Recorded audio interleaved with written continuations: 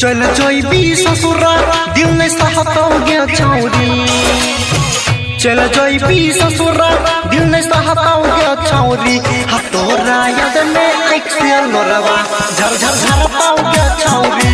हतोरा याद में तोहर यारवा सुन मर पाओगे छौरी। चल जइबी ससुरा दिल नहीं सहताओगे छौरी। चल जइबी ससुरा दिल नहीं सहताओगे छौरी। हतोरा याद में आँख से लोरवा झर झर झर पाओगे छौरी।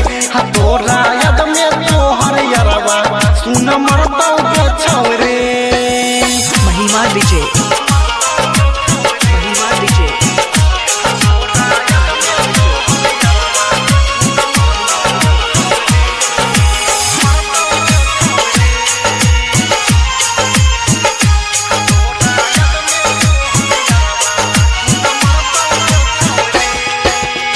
सोचने नारी हो मिलतो प्यार में ई साजा। डोली के साथे हमर उठतो जाना जा।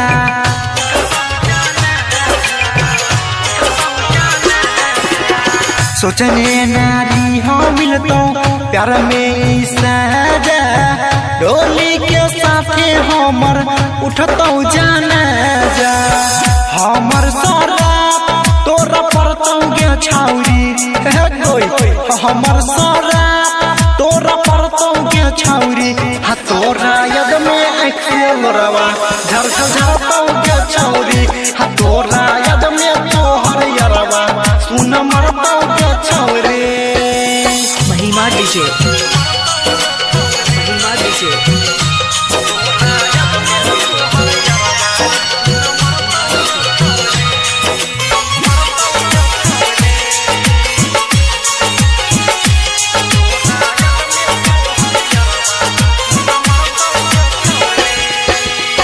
राइटर मनीषा कहो ससुरा तोय जोई में पहुरो सन के छौरी पगल बनइबे।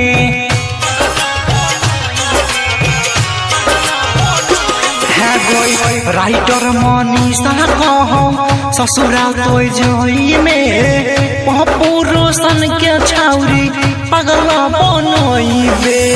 छोटू छौवेला मंगिया भरतौगे छौरी। छोटू छौवेला मंगिया भरतौगे छौरी। हतोरा याद में आँख से लोरवा झर झर झर पाओगे छौरी। हतोरा याद में तोहर यारवा सुन मर पाओगे छौरी।